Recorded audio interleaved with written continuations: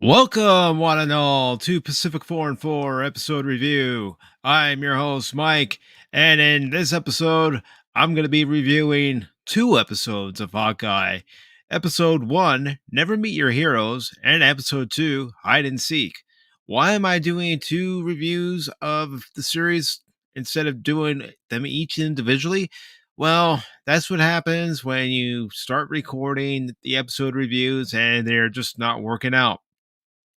So, episode 1 begins in the year 2012 in New York City, and it's not like anything really important happened in New York City during that timeline in the Marvel Cinematic Universe, right?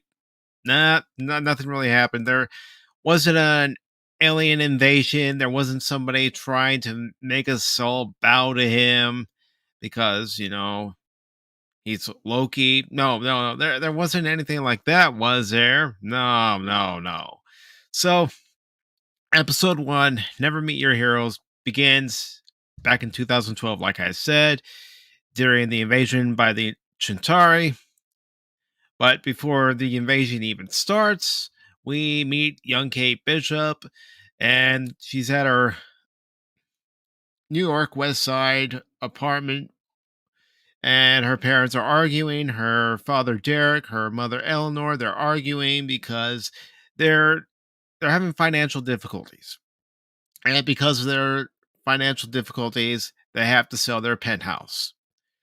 Of course, Derek, the father, doesn't want to do it. He says, "We'll be fine. We'll be fine." Eleanor, Kate's mother, says, "No, we're not going to be fine. You're so used to things falling out from the ceiling that you think everything's going to be fine with a snap of a finger."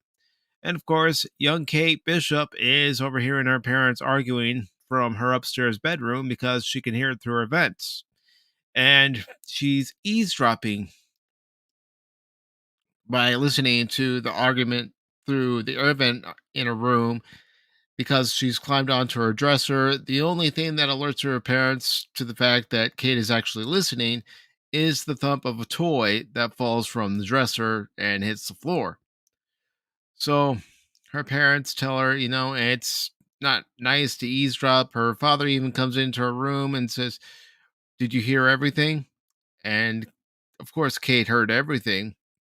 And Kate says to her father, "I don't want to move." And her father's trying to reassure her that they don't have to move. Everything's forgiven. And Derek tells young Kate to go have lunch with her mother. So they're having lunch. It's very brief. The scene's very brief. It seems like in the scene that Eleanor, the mother, grabs the plate of food for lunch, sets it on the counter. She has a little game where she sets a carrot on a fork, hits the end of the fork with her hand, and it pops into her mouth. She catches it with her mouth, and then lunch is over because they're going to play a game of checkers. And when young Kate goes up to her room to grab the checkers board, that's when the Chitauri attack. So we get the attack from the Chitauri. Everything's exploding on the outside, everything's rattling, shaking, and there's a hole in the wall of the penthouse where young Kate Bishop lives. She peeks out of that hole, and it's a pretty decent sized hole. And who does she see as she's peeking out? Well, she sees Hawkeye.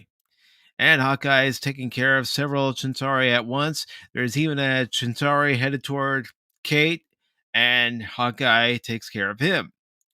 Well, after that, we flash forward to present day. We're on a university campus, and Kate Bishop is now 22 years old, and she's been asked to partake in a bet that she can't hit a bell in a bell tower with her arrows. Well, she's accepted this bet. She starts scaling the university walls to get to a building on the opposite side of the clock tower. And when she's up there, her two friends that basically put her under the pressure to take the bet are talking to her on her phone. And Kate's saying, "Don't worry, I've taken all the precautions necessary as far as the arrows are concerned." And I want to say hello to Spock's Friday Nights. Welcome, brother.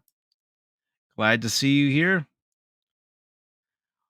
Well, thank you, brother. Really appreciate it. I hope you don't mind too many spoilers.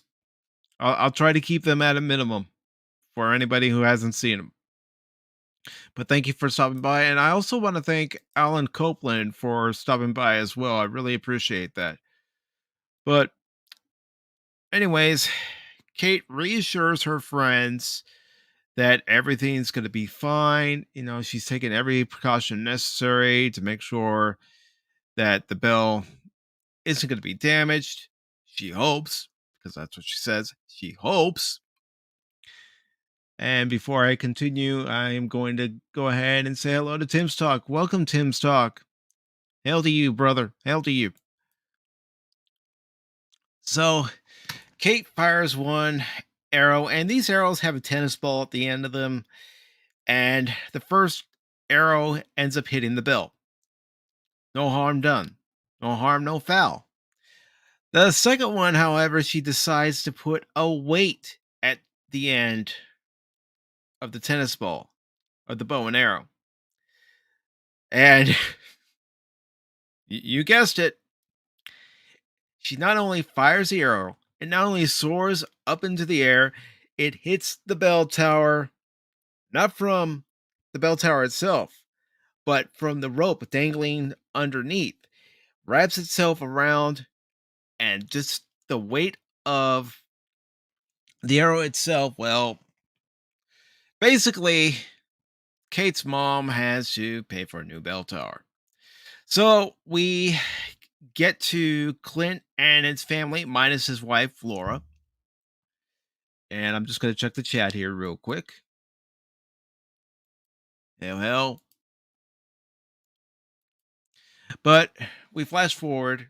It's Clint Barton and his kids, minus his wife, Laura. And they're on Broadway. Not to perform a show, but to watch a show called Rogers the Musical. Okay. I, I I just need to say something that I know I'm going to anger some people, but I've got to say it anyway. I have seen musicals.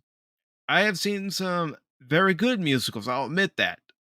But this, I wouldn't want to see it in my life if it were real. If Disney gets the crazy idea to make this musical real, I wouldn't want to see it. There is no way I would want to see it. It's terrible. It is absolutely terrible. I mean, you've got some people wearing hoodies to represent, the Hulk. Some people, are supposed to be Iron Man. Of course, the one thing that gets Clint's attention is the actress on stage who's Natasha. And, he starts paying close attention to the actress that plays Natasha because, she looks like Natasha Romanoff, and he's just sitting there staring like this, going, and then his daughter waves her hand right in front of his face and says, "Dad, do you have your hearing aid turned off?" And Clint turns on his hearing aid and says, "What? Do you have your hearing aid turned off?" He says, "Oh, no, no, not at all," even though he just turned it on. So Clint leaves. He goes into the restroom, and on the restroom urinal, somebody wrote, "Thanos was right." And then this fanboy comes in, and this fanboy wants a picture, and Clint says, "Not a good time." So Clint leaves the urinal, washes his hand. The fanboy is right behind him with his phone, by the way. And he's all, "Is now a good time?" So, Clint stands outside. He needs to get fresh air. He's overwhelmed with what he saw because, Nat was his friend. Nat was his best friend. And even his daughter says that when she sees him standing outside, and then everybody else comes out from after watching the show, and we cut to Kate Bishop and her mother Eleanor, and this is when we meet Eleanor's boyfriend, Jack. Jack is well to do. He has been supporting Eleanor. Of course, Eleanor is not too happy that she has to pay for a new clock tower. And Kate says it was a bell tower. It doesn't matter. Her mother has to pay for it. And they go on about what's going on, and the main thing that Kate has to say to make sure that all is forgiven is, "I'm sorry." Jeez, I wish it was that easy when I was growing up. Oh, why'd you break that glass? It was an accident. Go to your room. I'm sorry. Oh, okay, Mike. All is forgiven. Nah, it didn't work like that. It didn't work like that. Not like it does here. So, anyways, we're introduced to Eleanor, you know, some years later in present day, and we're introduced to Jack. And Kate actually looks around her mother's place and notices that there's some swords. Well, that's because Jack is a sword collector. "Hey, Coffee on Corabon, good to see you." "All right, brother. Glad you could stop by." So Jack is a sword collector that's established in the show. And then we cut back to Clint and his kids. They're having dinner at a Chinese restaurant, and the waiter comes up and says, dinner's on the restaurant because of what he did with the Avengers during 2012 to save the city. So we then cut to a fancy shindig where Eleanor and Jack are there. Of course, Kate shows up, and we meet Armand the Third, Jack's uncle. Armand the Third is not too thrilled that Jack is engaged to be married to Kate's mom. But see, Kate, she didn't realize that when she was at her mom's place that her mom was engaged. Not until Armand the Third told her. So, Kate needs to go out and get some fresh air. We meet a golden retriever. I'm just going to go ahead and tell you the golden retriever's name. It's Pizza Dog. You'll find out why. Like I said, I'm going to try to keep the spoilers at minimum, even though I've already spoiled quite a bit already. But she meets Pizza Dog for the first time, talks to the dog walks away. She goes back inside where she sees Armand and her mother Eleanor having a little spat. Nothing too noticeable where the guests at this shindig are noticing because it's in this hallway where there's barely anybody walking by. And the one thing you hear Armand say is, "I know very powerful people too." And then he walks away. He goes in to this wine cellar where there's a secret auction. Meanwhile, Kate says to her mom, "Was that guy threatening you?" And of course, Kate's mom tries to downplay it, says, "No, no, no, he wasn't threatening me." So we get to the secret auction down in the wine cellar. There's Jack there, there's Armand the Third there, and they're bidding on various pieces. Well, two of the pieces are the Ronin suit and the Ronin sword. And while this is going on, there's some characters on the outside who, yeah, they're up to no good. These guys are up to no good. They end up breaking in, and it's not just two guys, it's several guys that are wearing masks. And their whole purpose for breaking in is to get the Ronin suit and the Ronin sword.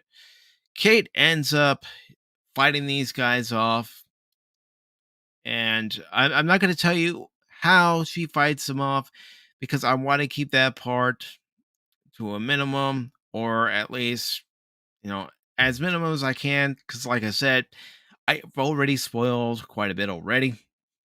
But I think you all know that there's a way she's gonna fight her way out of this, and she does. She ends up back at her apartment. Meanwhile, the news story of the attack at the shindig starts to spread like wildfire, and it actually is seen on the news itself where Clint and his kids are.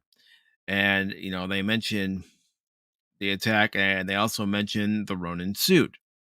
But there's a particular reason why it's happened. I think you guys know. If you've seen it, you already know. If you haven't seen it, I think you all can figure it out. So Clint goes on his way to track that person down. There we go. There we go. Just by me saying track this person down, I think you all know. So Clint ends up finding Kate, but not before these guys that were trying to get a few artifacts have already found her.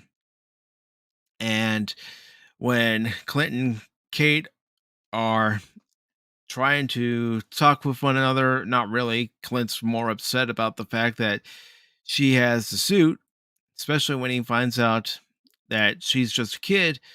We also learn that Armand the Third was killed. And we learn this from Kate herself. And there's a reason why. And it all has something to do with the suit and also an exchange that Armand the Third and Jack had.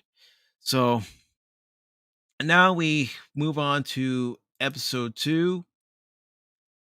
And episode 2 was hide and seek.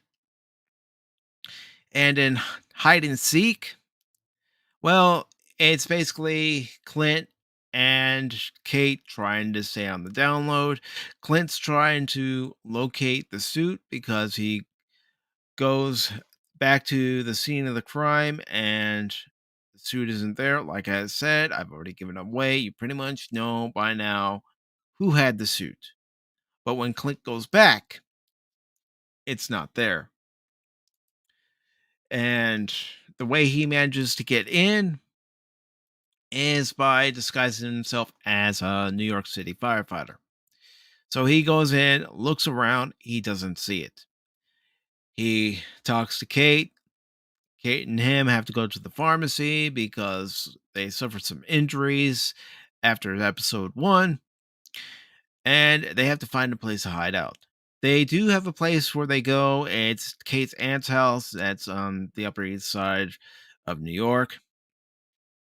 And Kate's aunt is actually in Florida at the time, so they have nothing to worry about. Meanwhile, Clint's whole task is to try to find out where his suit's at. So while he was looking through Kate's apartment and, disguising himself as a firefighter, on one of the fire trucks, on one of the windows, you see this sticker decal that says LARP, which is live action role play.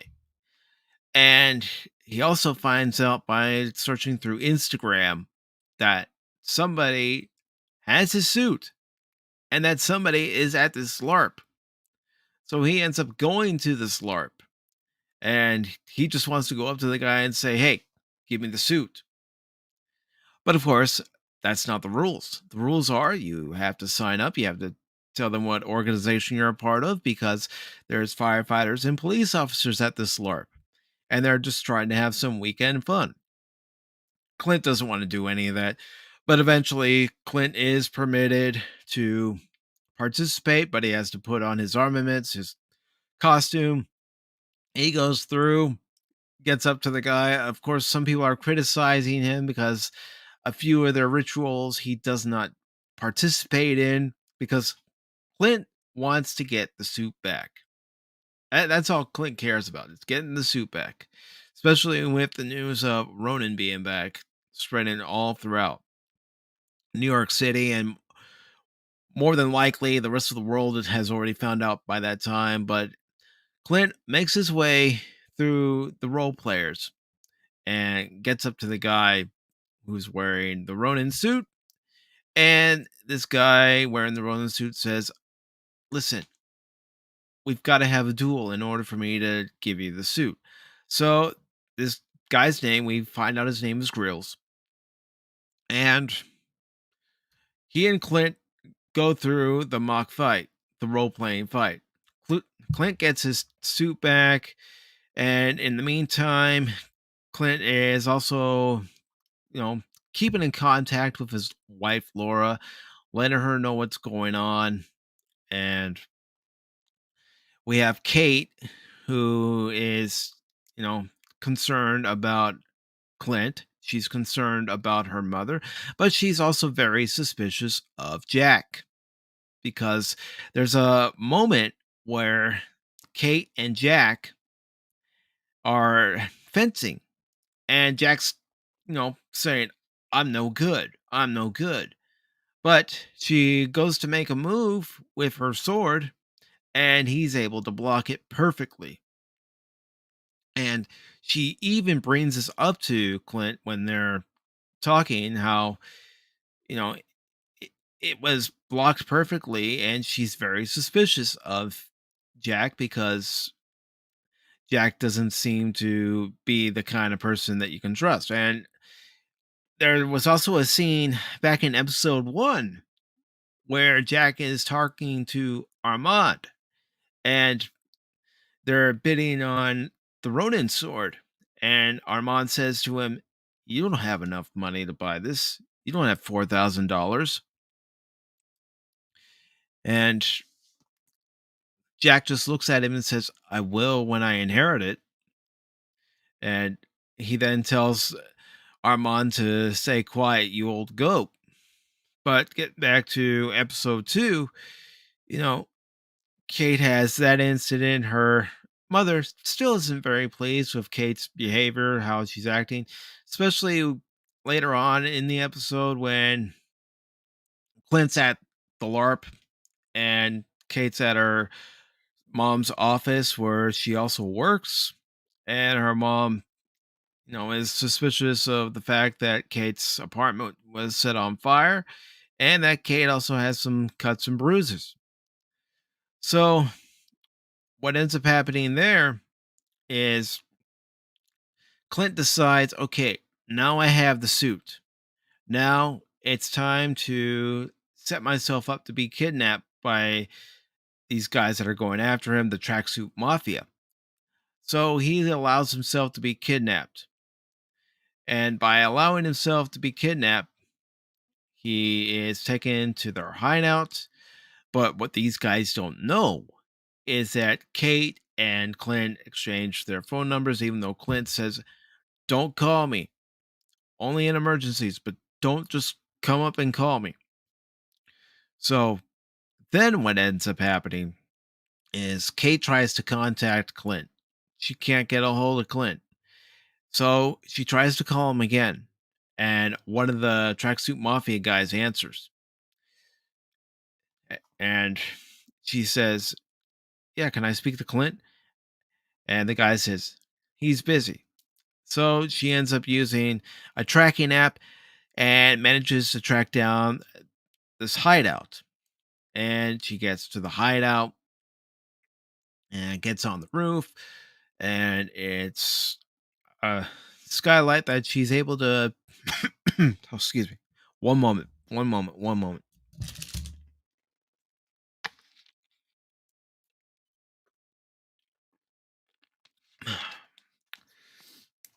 But anyways, she's looking down from the skylight, and because it's a very thin pane of glass, she ends up falling through. Ends up falling through, and the tracksuit mafia is very pleased because now they have Kate Bishop and they have Clint Barnes, because the tracksuit mafia thinks that Kate is who she really isn't, and that's Ronan.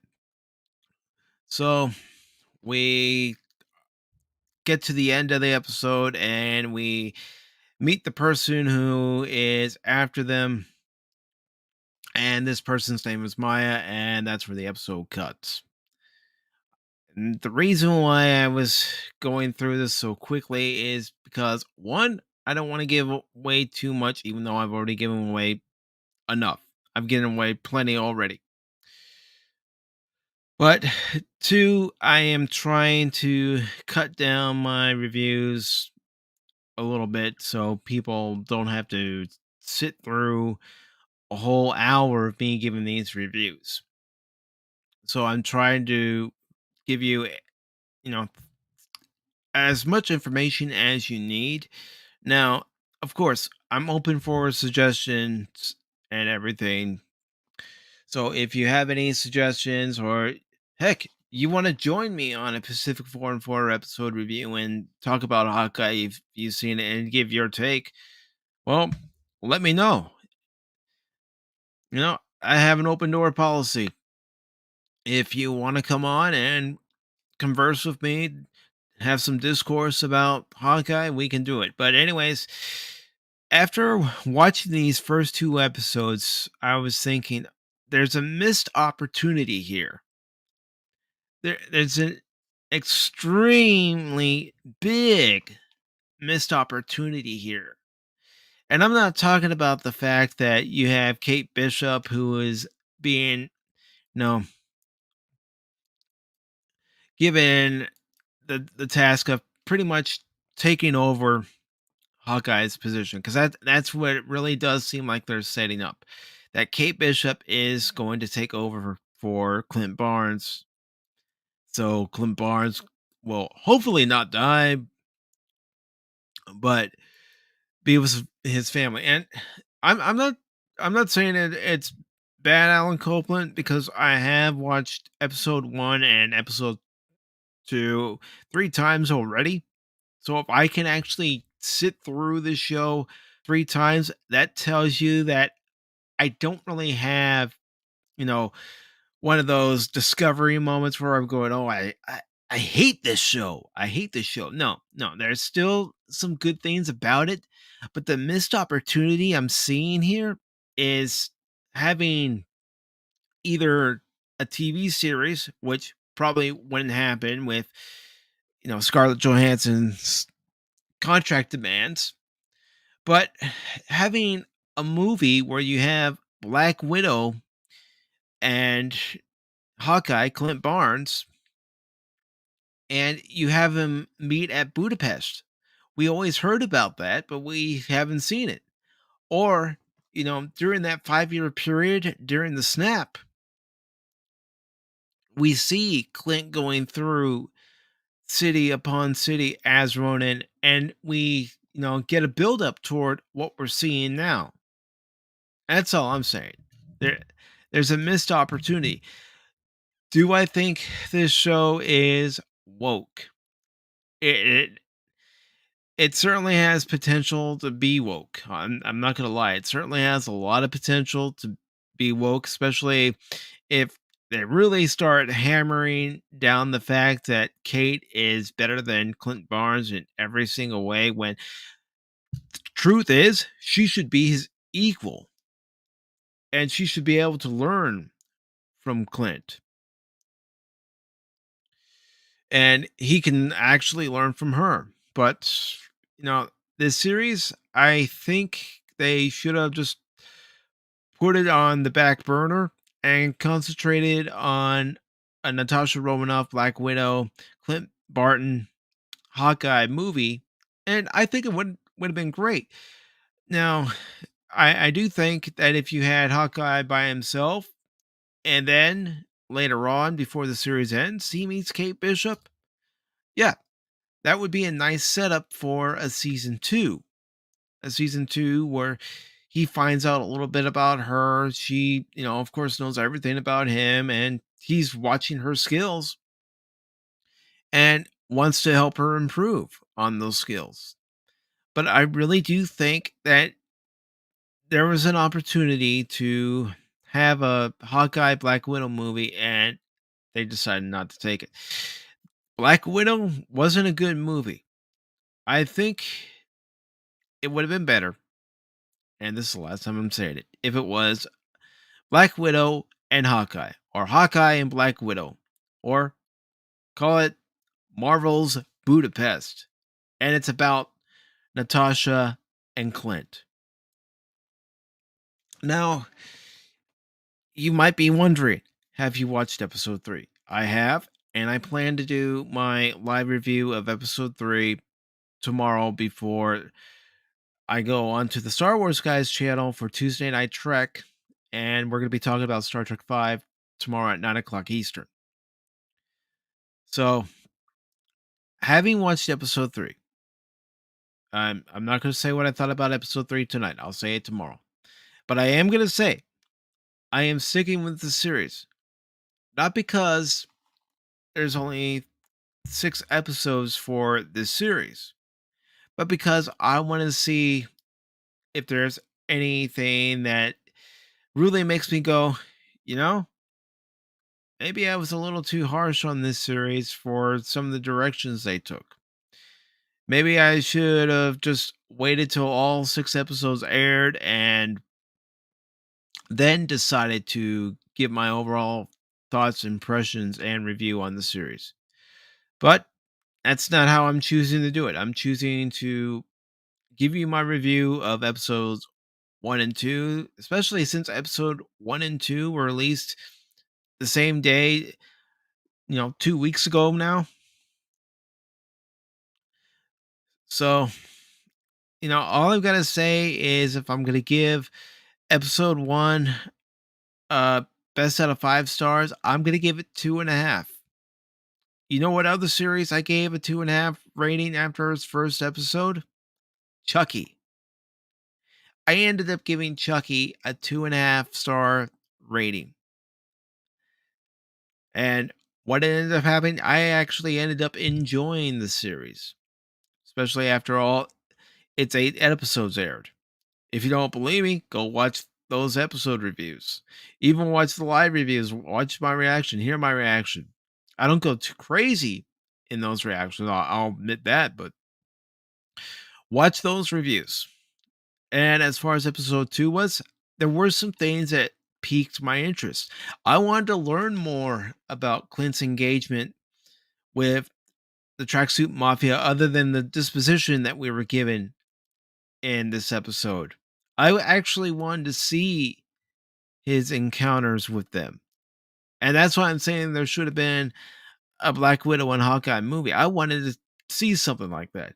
And yeah, so far in episode 2 especially, the Tracksuit Mafia is the best part of the show when they're on screen. Nothing against Jeremy Renner, nothing against Hailee Steinfeld. Those two are very good at their craft.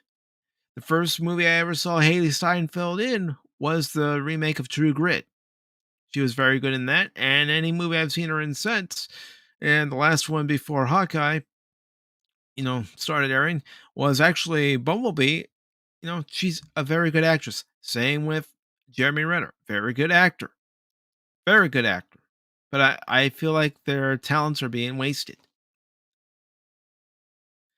And Alan says, haven't seen Chucky, not into horror unless it's classic. Understandable. Understandable. It's not a series for everybody. And to be honest, the only reason why I watched it was because Brad Dourif was coming back to voice Chucky once again. And Alan, yeah, I did. Bumblebee was probably the best of the live action Transformers movies, other than the first Transformers movies. But, getting back to Hawkeye after, episode one, 2.5 stars. Episode two, I'm giving it 3 stars, mainly because of the track Suit Mafia. I know that might sound silly to some, but, like I said, and excuse me as I get another sip.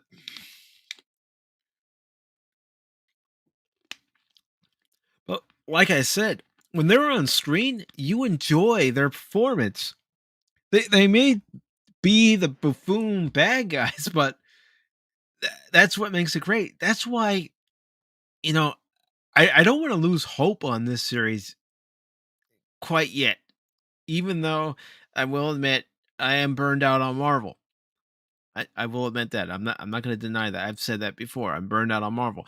But this, I guess it's because Clint's just your everyman. I'm enjoying it a little more, but it's got its flaws. But let's be real here. Let me be quite frank, quite honest. What doesn't have a flaw anymore? Even Ghostbusters Afterlife had some flaws, and that was still great. So, episode two, I'm gonna give it 3 stars out of 5. And if the track record continues, that was pretty good for Chucky. Will it be good for Hawkeye? That remains to be seen. Now, as far as episode 4, episode 5, and episode 6, I I am considering just doing the episode reviews live for those because it it just seems to work out better, especially when I go through one take after another and it's just not working out. So I'll be doing those episodes live. I probably won't be doing a live episode review on Wednesday because I'm going to be doing an episode of Pop Talk, and it's going to be with the Smoking Patriot. We are going to be talking about the Back to the Future trilogy. So if you all want to tune in for that, then come right on. But I probably will talk about Hawkeye episode 3 on Thursday. Then I'll talk about episode 4 on Friday. On Thursday, it'll probably be around 8 o'clock. And then on Friday, it'll probably be around 7:30. Excuse me. And that's 8 p.m. on Thursday, 8 p.m. Eastern, and that's 7:30 p.m. Eastern on Friday. So I will be giving those reviews,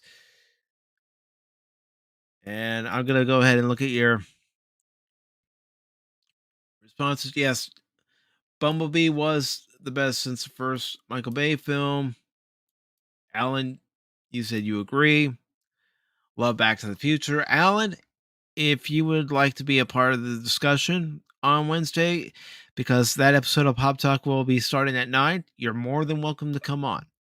I would love to have a panel of people, and all we're talking about is the Back to the Future trilogy.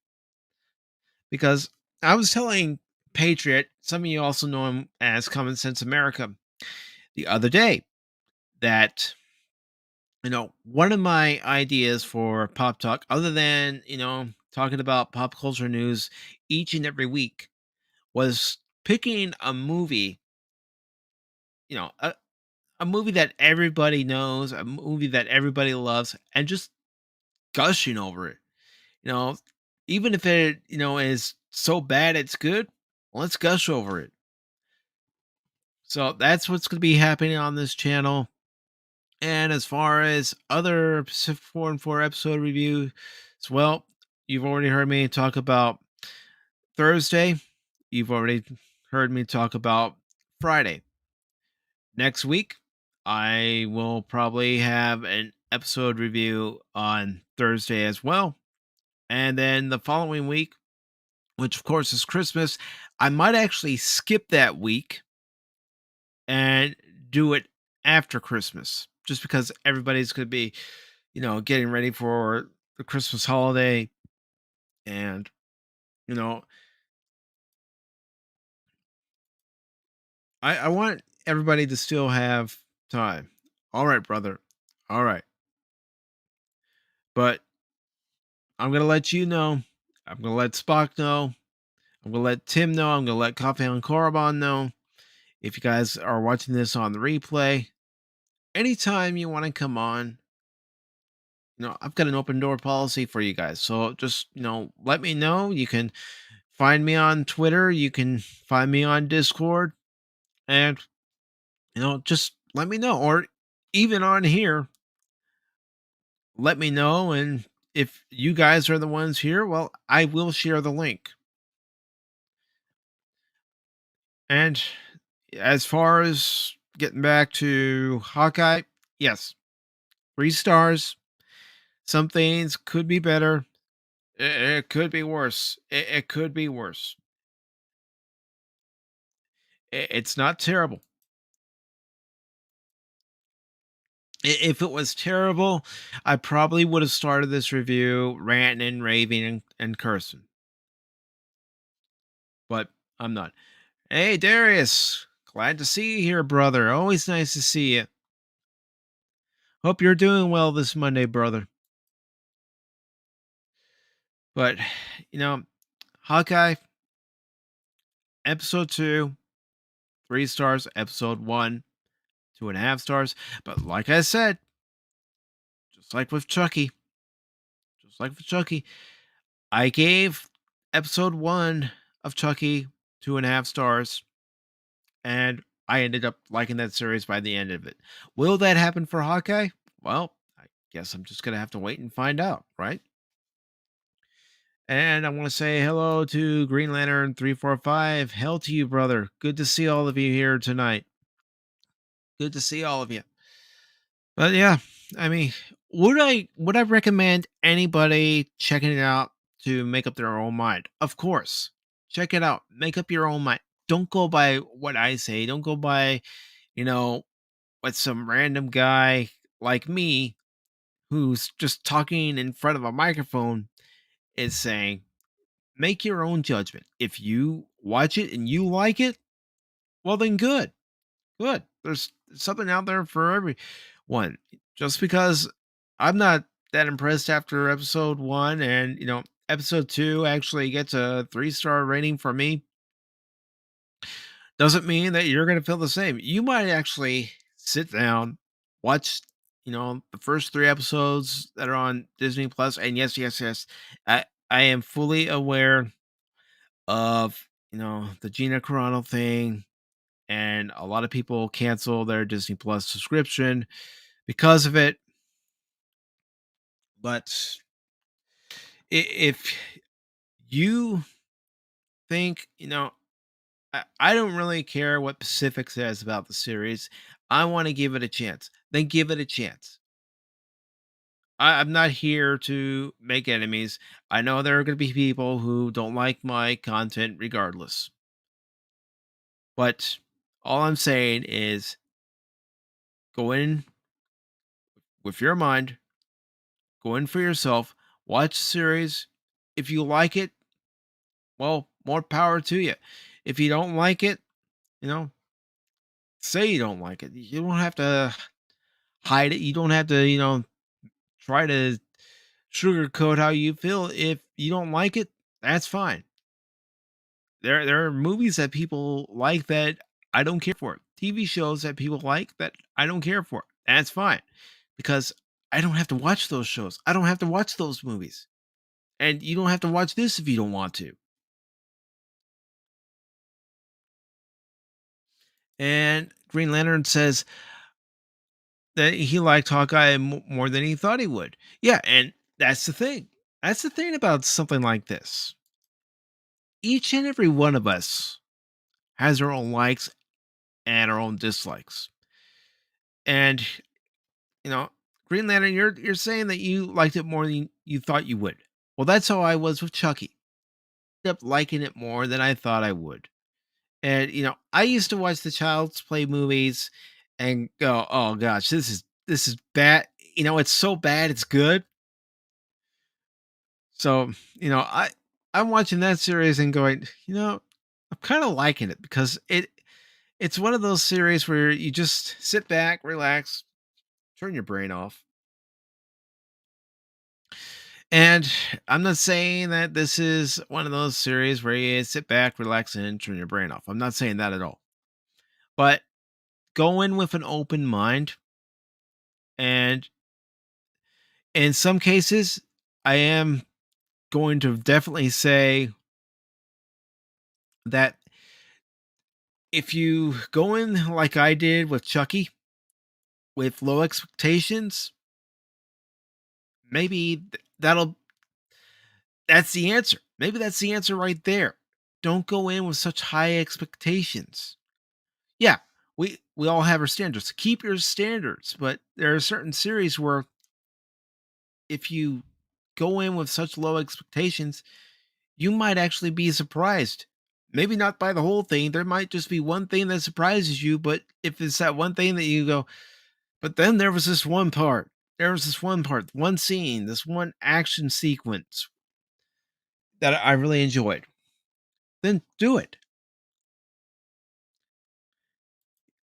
That's the thing about this community is, we all have our own thoughts, our own opinions, our own takes. So go in, watch it, and if you like it, good. You don't like it, that's fine too.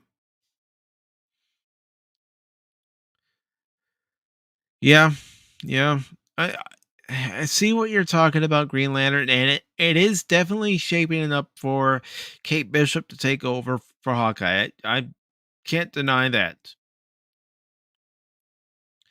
But again, you know, this is a 6 episode season. I have already seen episode 3. And as I was telling the Smoking Patriot the other day, when he asked me, I said, I'm already at the halfway point. I might as well just go right to the finish line and see where it ends up. Yeah. Yeah. I really like Jeremy Renner as an actor. I don't know too much about him and his personal endeavors, and that's a good thing. I don't need to. It's none of my business. But as far as the series is concerned, I do feel that they could give him a little bit more instead of, trying to take care of his kids and then get into a situation where he has to pretty much babysit someone else. And I do feel that his character could have worked in a movie with Scarlett Johansson. Like I said earlier, Budapest. I wanted to see that. Who did it? Who did it? Let's be honest with ourselves. Who didn't? Let's see. No more comments, but guys, again, go in with your own mind right now. Episode 1, it's 2.5 stars. Episode 3 is 3 stars. What will my take on? Okay, I meant episode 2. I said episode 3. You kind of already heard what I thought about episode 3 just by that rating. But I'll go into detail tomorrow. I'll go into detail tomorrow. I'm sorry. I'm thinking ahead. I'm always thinking ahead. But, you know, give this series a chance. You like it, fine. You don't like it, that's fine too. There's something out there for everybody. And I'm not saying that, I'm gonna come out at the end of it going, hooray, Marvel, hooray, Hawkeye, hooray, Disney. No, I'm not gonna be doing that. But I just, you know, like all of us, I just want to be entertained. I just want to be able to sit down for 45 minutes, 50 minutes, and be entertained. That's all I want. And that's all I want from this show. That's all I want from any show that's out now. Unfortunately, some shows aren't giving it to us. Looking at you, Discovery and Picard. And for every show that does actually try to give it to us, well, they don't last long. So, enough of me rambling. Those are my thoughts and reviews. I know I gave away spoilers early on, and that's why I do have the spoiler warning at the beginning, because I know myself, I tend to do that. It's just how I'm wired. But overall, I am gonna go ahead and continue on with the series again because there's only 3 episodes left, and my episode 3 reaction, review, thoughts, whatever you want to call that video live stream will be tomorrow at 7:30. That's 7:30 Eastern. And I want to thank each and every one of you for stopping by. So let me go to the top of the batting order here.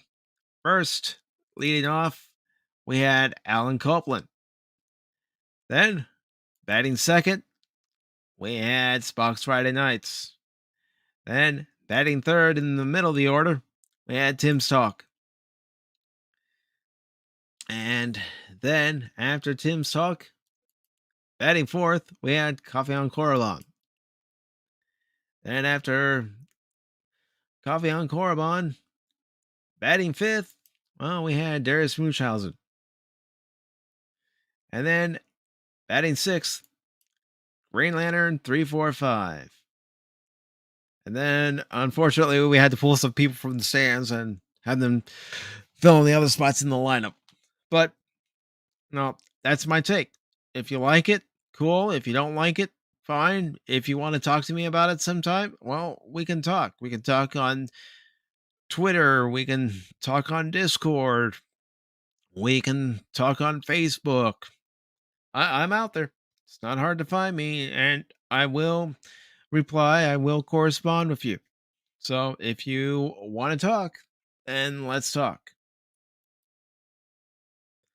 So until tomorrow night, this has been Mike for Pacific414 episode review. Thank you all for watching.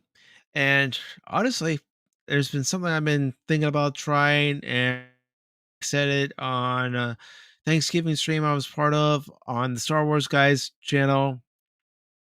If you subscribe to the Pacific414 YouTube channel, you're now a 414.